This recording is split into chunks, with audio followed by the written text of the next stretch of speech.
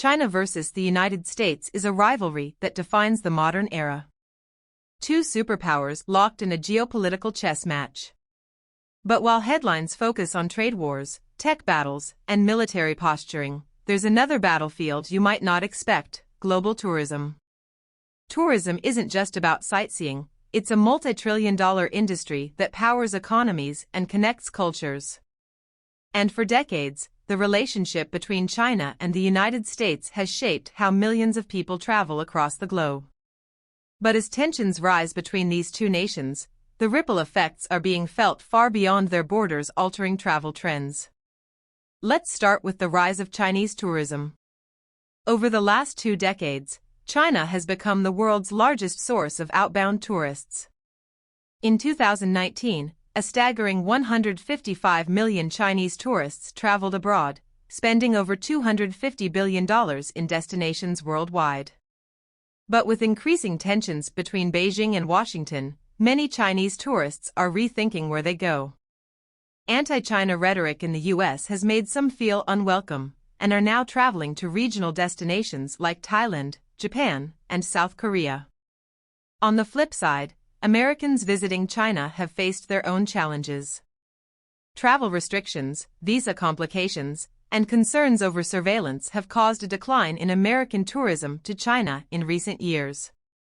And as these relations between the two nations grow frostier, travel advisories have painted China as a destination fraught with risks, further discouraging Americans from exploring its ancient wonders.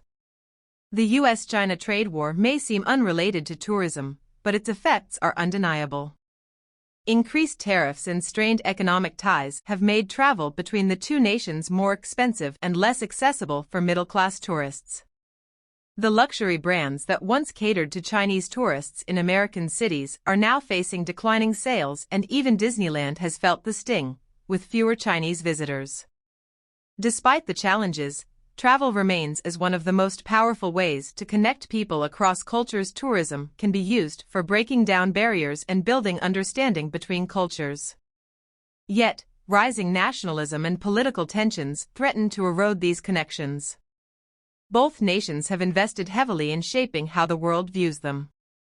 We will see in the upcoming years if this US-China divide leads to a more fractured world where travel is limited by politics, or can tourism find a way to bridge the gap between these two global giants. So, as the world watches this geopolitical rivalry unfold, one thing is clear: the way we travel, where we go, and who we meet along the way will shape the future of global tourism and perhaps the future of global relations. What do you think? Can travel help mend the divide between the US and China? Or will politics continue to dictate our destinations?